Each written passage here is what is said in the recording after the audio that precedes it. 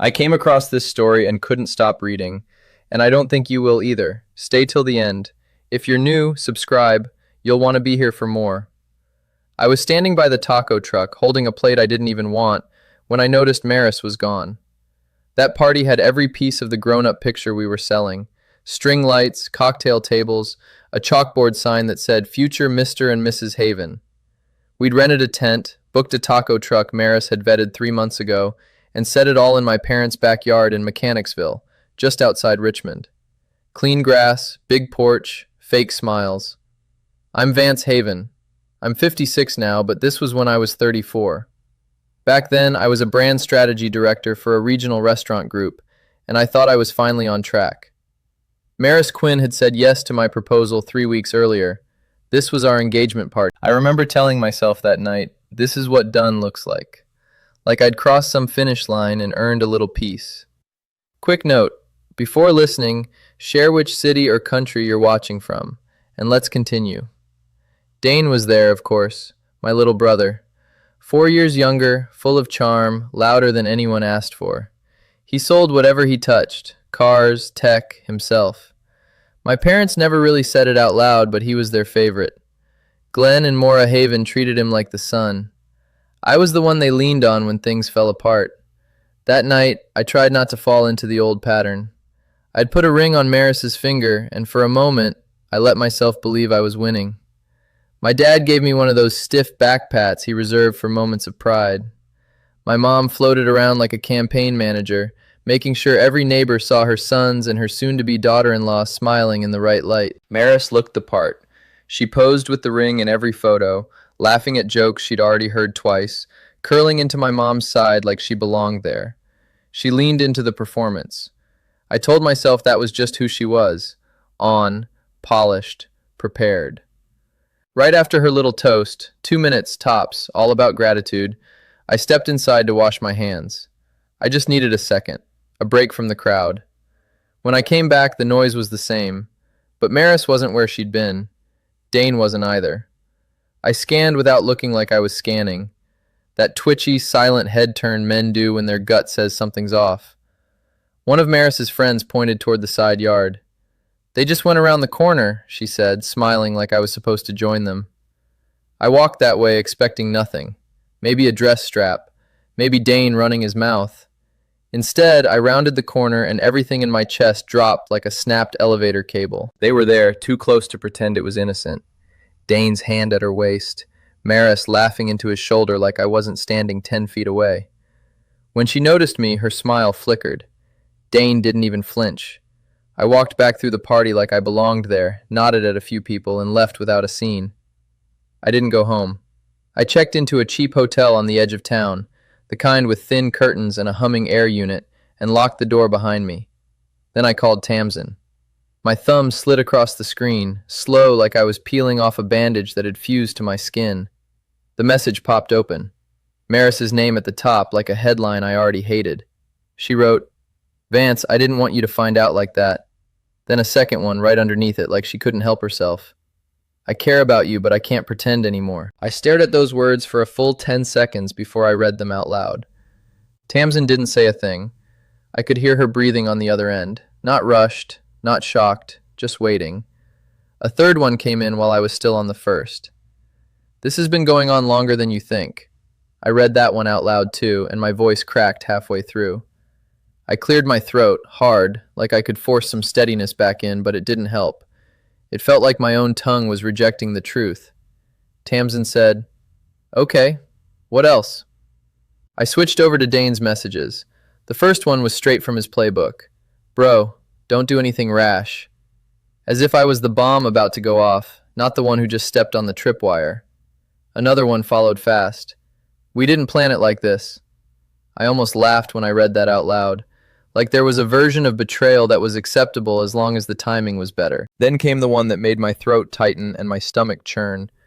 "You know how she is. She needs big feelings. You're steady. I'm not." I looked at that message for a while. "You're steady." Like I was a safe car to drive in winter, or a sturdy couch to cry on. Maris needed fireworks, apparently. I was the fire extinguisher. Tamsin broke the silence with a question that hit like a jab.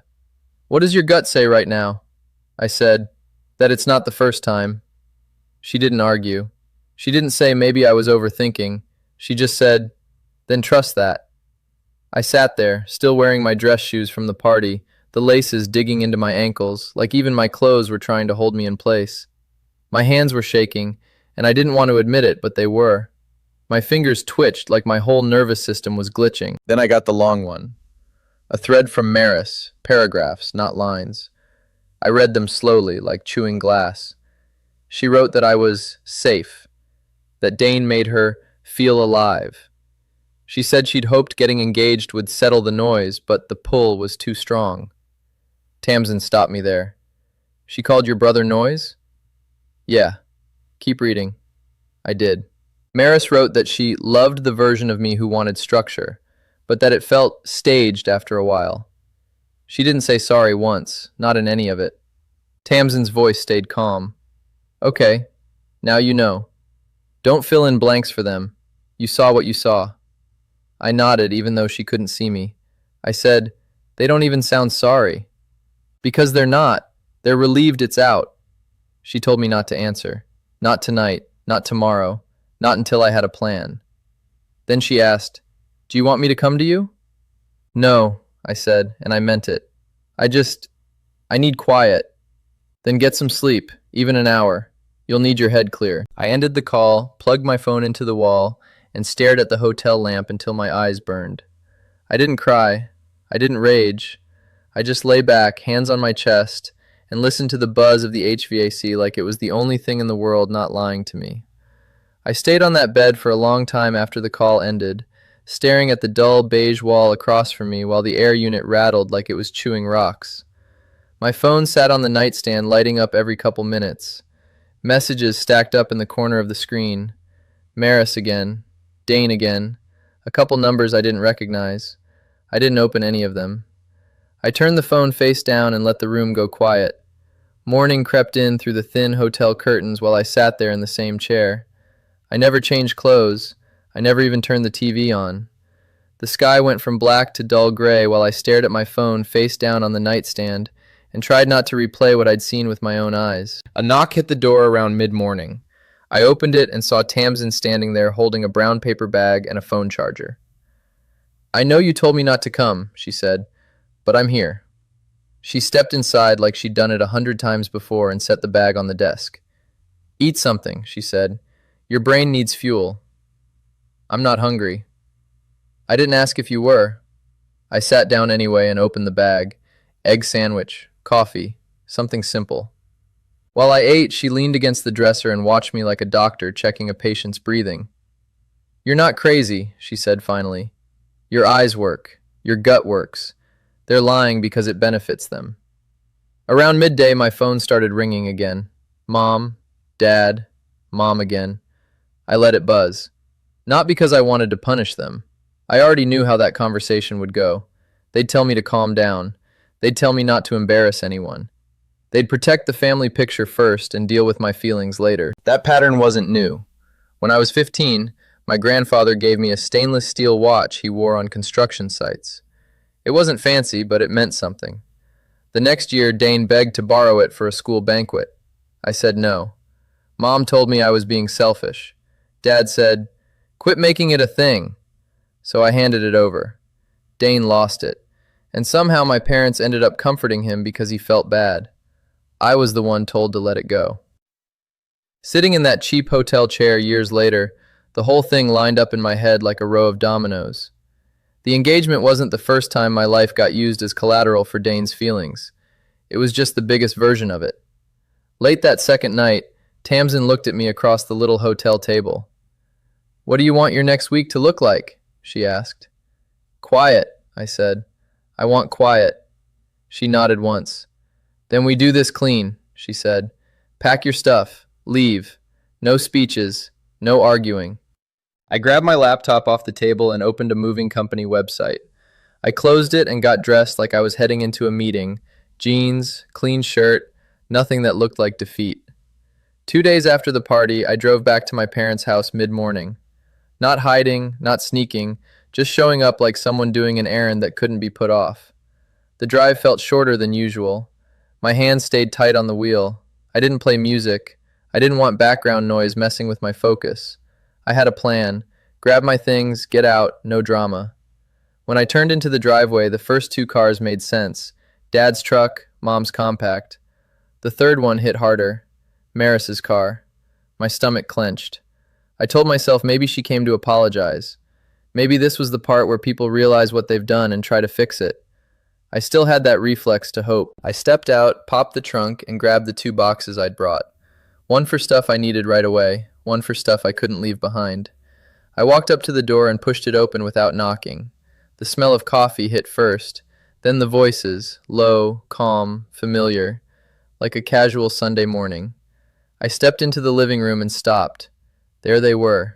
My mom on the couch, legs crossed, mug in hand, my dad in his armchair, Dane and Maris on the love seat, sitting so close their knees were touching. Dane's hand rested on her leg like it belonged there. Maris didn't flinch. They looked up like I'd just come home from school. "Oh, honey," my mom said, using the voice she saved for awkward moments in public. Then she turned her smile toward Dane and Maris like they were the ones who needed comfort. "We've been talking. We're going to handle this as a family." I didn't speak. My dad stood up slowly, hands on his hips, jaw tight like always. "No drama, Vance," he said. "You're a grown man. This isn't a soap opera. Maris and Dane, they found each other." That word, found, landed like a slap. Dane didn't even try to look guilty. He looked irritated, like I'd walked in during a conversation he didn't want interrupted. Maris looked at me with pity, not regret, like I was someone on the outside of her story now. "I never wanted to hurt you," she said, soft and calm. "But you and I were always the stable plan. Dane is... Dane." My mom added, "Your brother needs support, and Maris is part of the family now. You can't just cut people off because you're upset." That was it. That was the rewrite. I was the unreasonable one. Dane was the misunderstood heart. Maris was the romantic lead in some tragic love story. I didn't give them the show they were expecting. I nodded once, walked past them, and headed upstairs. In my old room, I packed with the kind of focus you only get when everything else goes numb. Shirts, books, my own framed photos, ones with friends, not family. I didn't touch anything that had a Haven family label on it. It didn't belong to me anymore. Downstairs, they kept their voices low like they were discussing damage control, not a person who used to matter. When I came down with my boxes, my dad stepped into the doorway. "Where do you think you're going?" he asked, already scowling. I looked at all of them, every single face I used to trust, and said, "Somewhere I can breathe." Then I walked past them, loaded the car, and blocked all their numbers before I even reached the first traffic light. I didn't cry in the car after I left their house. I didn't scream or punch the steering wheel. I drove with the windows cracked and both hands on the wheel like I was trying to hold myself inside my own body. The first place I landed was a 2-bedroom rental across town. Thin walls, patchy yard, no view. But it had a deadbolt I controlled and a lease in only my name. That was enough. The first year was quiet in that rotten kind of way. I kept the lights low. I slept terribly. My phone lived on silent, face down on the counter, because even one buzz from an unknown number could make my chest seize up. I worked. I came home. I didn't date. I didn't do holidays. I treated my life like a job site under caution tape. Tamsin never let me disappear all the way. She called most nights, never long conversations, but always real ones. "You eat?" she'd ask. "Sort of." "Did you leave the house?" "Went to work." "That doesn't count." She didn't let me fake okay. She called it what it was, betrayal. Not a misunderstanding, not drama. She said it straight. "Your family picked what looked easy. You were supposed to eat it and smile." She was the one who pushed me toward the boxing gym. I didn't want therapy. She knew that. She said, "If you don't want to talk, then hit something legal." So I did. First time in the ring, I couldn't even last 3 rounds without my arms shaking. My trainer, Carla, didn't baby me. She barked orders and corrected my stance like she was adjusting a chair. I liked it. That pain made sense. My body hurt, not my head. I left every session drenched, muscles burning, but clearer. At work, I threw myself into every boring campaign they had. Holiday menus, franchise rollouts, employee policy decks, the stuff no one else wanted. I kept my head down and built wins nobody could argue with. I stopped trying to prove I was right and just made things that worked. About 2.5 years in, I got offered a director role at a bigger hospitality group. Better pay, better team. Downtown office with floor-to-ceiling windows that looked out over the city instead of back at the past. I took it. With the raise, I moved into a secure condo building. Controlled entry, concierge desk, cameras in the halls. Not because I was scared of Dane, but because I was done gambling with peace.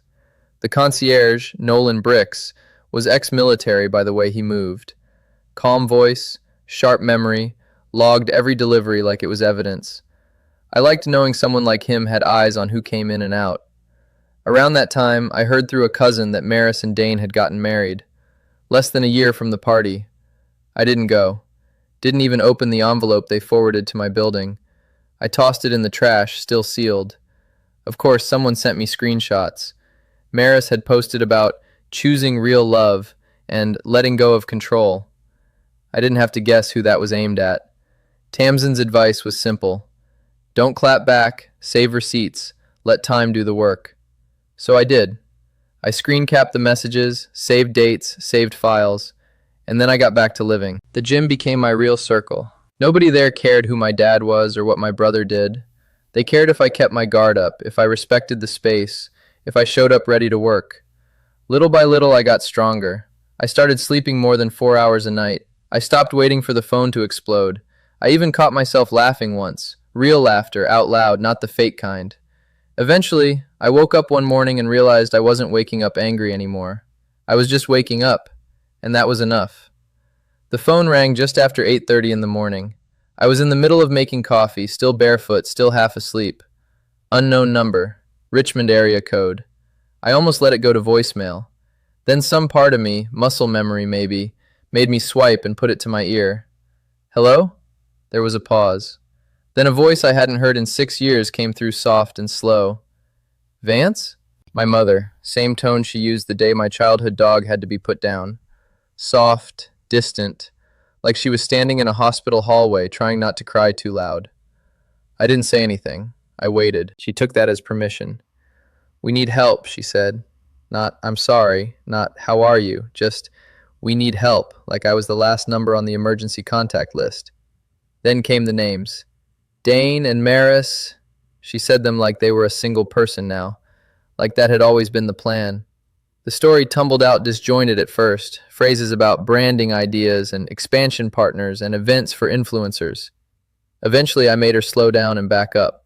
Turned out they'd launched a premium lifestyle experience company, whatever that means, some hybrid of event planning, design staging, and aspirational hype.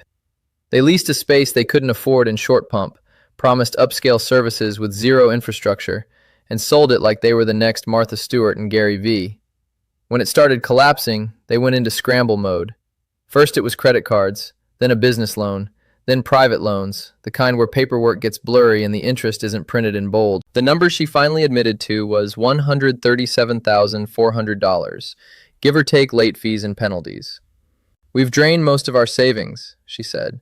Your father's behind on vendor payments. It's affecting the business. She said other relatives were chipping in. Not because they wanted to, because they were told to. Then she said it, the part that made my stomach tighten. There might be paperwork with your father's name on it. Tamsin's voice popped into my head before I even responded. Don't react. Ask clearly. Stay factual. What kind of paperwork? I asked. Silence. Then my mother exhaled and said, Dane signed something, to move things along, just to get through the red tape. She didn't use the word forged. She didn't have to. Her tone shifted fast. She laid it out like a proposal. If I pitched in, 40,000, she said, then the others could match the rest. The private lenders would calm down and no one would have to get hurt. Her voice cracked like that last part was supposed to make me flinch. You're doing well, she added. You could end this. Like it was my job to fix the people who threw me away. I didn't yell. I didn't ask why she thought this was okay. I just said one word. No. Her voice broke into that whimpering cry she saved for funerals and church counseling. This is about family, Vance. You can't hold on to anger forever. At some point, this isn't anger, I cut in. This is clarity. I'm not your cleanup crew. She went quiet again. Then she shifted tactics. This is revenge, isn't it? That line right there, this is revenge, was a classic. It's what people say when you finally stop playing your assigned role. I said, no, Mom. This is me finally closing the door you kept open for Dane to walk through. Then I ended the call and blocked the number. I stood there in my kitchen, still barefoot, coffee cold on the counter, and thought that was the end of it. It wasn't. The intercom buzzed like it was being punched, over and over, not just pressed. I looked down at my phone and pulled up the building's live feed. There he was, Dane, alone. Hands clenched, jaw tight, bouncing on his heels like a teenager about to swing. No Maris. Just my brother looking angry and cornered. Behind the desk, Nolan stood still, hands folded like he was about to give someone 10 seconds to make a better decision. I couldn't hear what he said, but I didn't need to. His body language said it clear. You're not coming up. Dane pointed at the camera, then at the elevator, then jabbed the intercom again like maybe volume would change the rules. I didn't answer. I didn't move toward the door. I stayed back with the lights on, blinds half open, phone in hand, standing in the middle of my place like I lived there on purpose. The old version of me would have let him in, would have told myself, just talk it through, keep the peace, don't escalate. That version of me was gone. He stayed down there for maybe 3 minutes. Then I heard footsteps in the hallway. A knock hit the door. Not casual, not neighborly, just 4 hard hits in a row. Then his voice. Vance, open up! I didn't move toward the door. I moved away, off-center, so I wasn't directly in front of it like a target. The handle rattled once, then again, then a thud, his shoulder testing the wood. That's when my body reacted without needing instruction. I shifted my stance. Feet planted, knees slightly bent, arms loose but ready. Boxing taught me more than how to hit. It taught me how not to freeze. I didn't want to fight, but I wasn't about to stand there looking scared in my own home. My building manager had given us key fobs when we moved in. Basic stuff, but they had a panic button embedded under the rubber casing. Peace of mind, she called it during orientation. I popped off the cover, pressed the button, and held it down. There was no noise, no alarm, just a little green confirmation light that blinked twice. Downstairs, that triggered a call to private security and local law enforcement. No speech, no theatrics, just protocol. Dane didn't know that. He was still outside the door, pacing, breathing hard. You owe me, Vance, he shouted. I'm your brother. You think Dad's just going to walk away from this if you don't help? You think he won't get pulled in? Then he lowered his voice like that would help. I didn't want it to be like this, man. But this thing is real. If Dad goes down for that paperwork, that's on you. Right there, he told me everything. The signature was real. The threat was real. And they wanted me to buy their way out. Then Nolan's voice came down the hall, loud and calm, like he'd been waiting for the right moment to speak. Sir, step away from the door. Police are on the way. Dane muttered something sharp. I heard it through the door, short, bitter, not even surprised. He didn't run. He didn't push again. He just stood there like he was calculating how much further he could go before it turned into something with cuffs. Within minutes, I saw the blue and red flash off the hallway walls. Officer Piper Crow showed up with another cop I didn't recognize. I know her name because Tamsin later pulled the full report and made sure I saved it. Piper knocked once and told me to stay inside. I said through the door that I would. She pulled Dane back toward the elevator. Nolan stood nearby, arms crossed, reciting his version of events. The hallway camera got it all. Dane trying the handle, me never opening the door, Nolan stepping in. Dane tried to pivot like he always did. He threatened me, I heard him say. He's unstable. He's not well. Piper didn't argue. She just looked up at the camera dome and said, We'll review the footage. I watched Dane's whole face shift. That old smirk dropped off. The tough act slipped. For once, reality showed up louder than he did. The next morning, Tamsin showed up with 2 coffees and her court face on, neutral expression, no wasted words. She walked in, sat the drinks down, and said, Write it out, every detail, timeline, don't skip. I grabbed a legal pad from my drawer and started jotting, hand cramping halfway through the second page. Tamsin didn't hover. She paced while I wrote, checking her phone occasionally like she was waiting for the next step to arrive. When I finished, she took the pad, scanned it fast, and nodded. "No more explaining this verbally," she said. "You've got your record. Now stop telling people who don't need to know. People twist words. Documents don't." Nolan sent the building manager's incident report before noon. He was as thorough as ever. Timestamps, quotes, clear language. The footage was logged too, secured on the server. Piper's report followed the same tone. Attempted forced contact, refusal to leave, subject agitated, resident did not engage. Dane's fake performance didn't make it into the summary. The camera didn't let it. And that footage mattered. Because Maris had already built a slow burn lie over the years. Me as rigid, me as cold, me as the guy who couldn't handle emotion.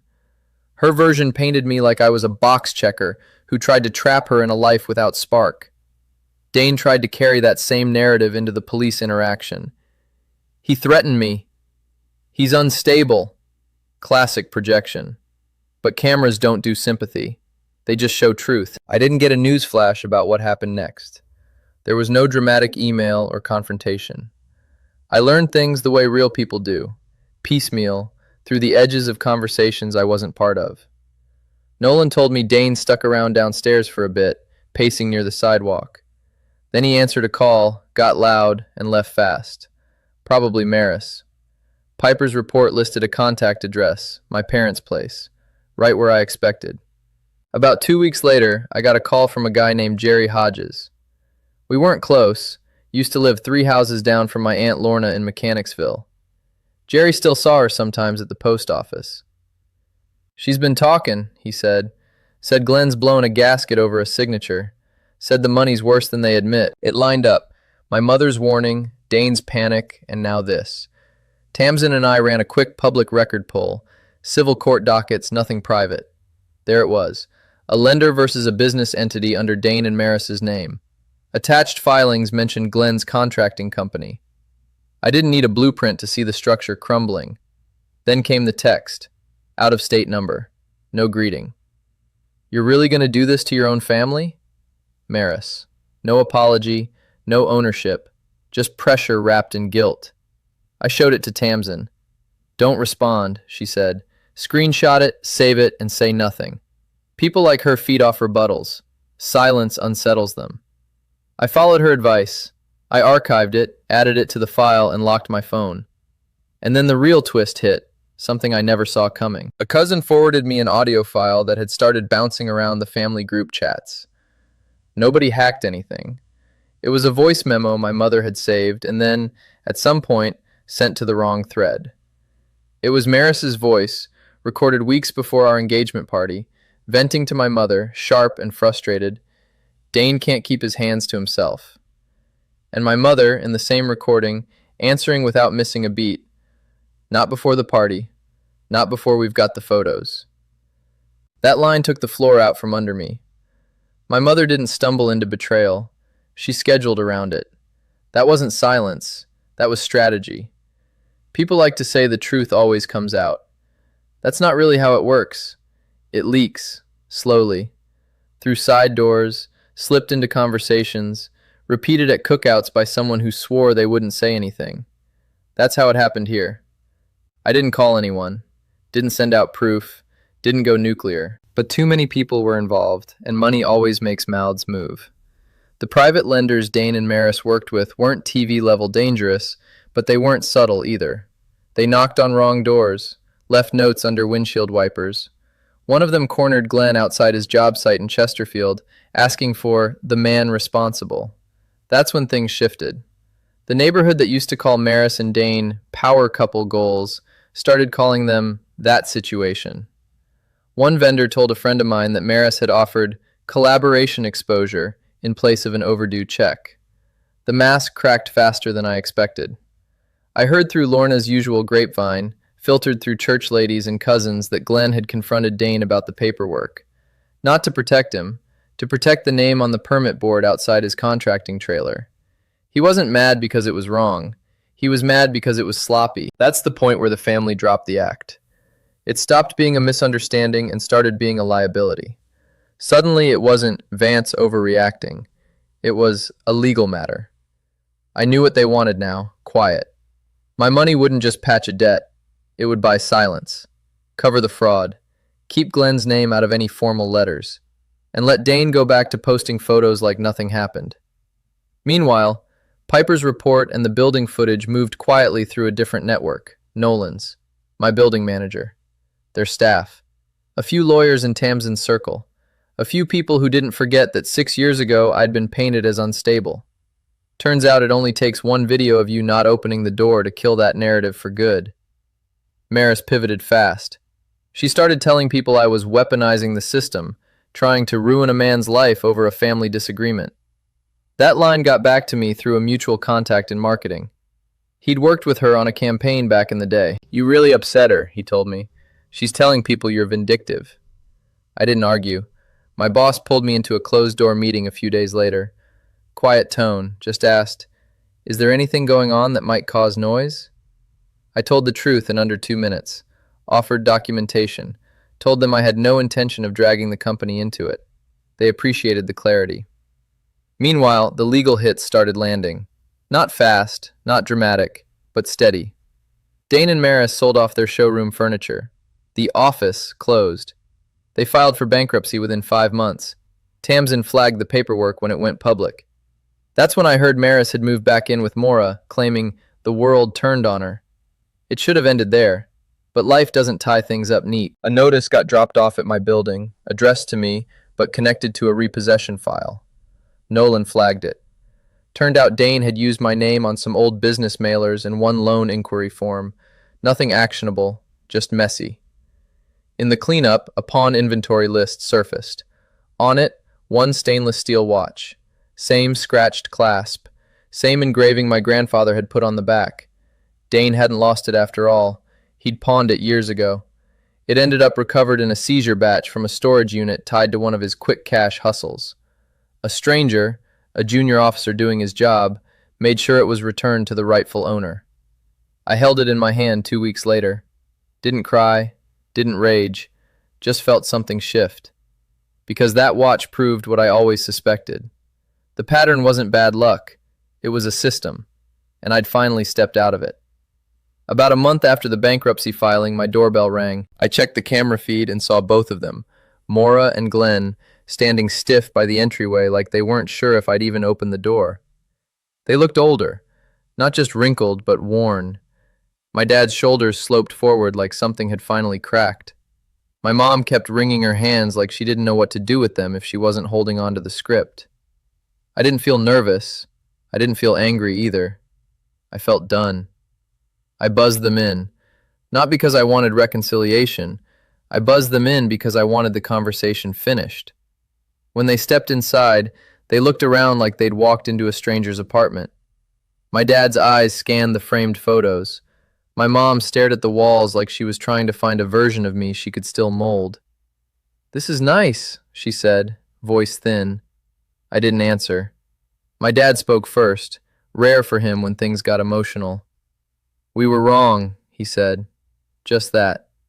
Then he stopped, like even that much had cost him something. My mom started crying before I could respond. Not loud, controlled, more about shame than sorrow. "People know," she said, and that told me everything. That was the real disaster to her, not the betrayal, the exposure. I asked one question. "Did you know before the engagement party?" Mora's face collapsed a little before the words came out. She didn't deny it. "I didn't want a scene," she whispered. That hit harder than any lie they'd ever told. She didn't say she was confused. She didn't say she hoped it would stop. She said she didn't want a scene. My dad stepped forward like he was still in charge.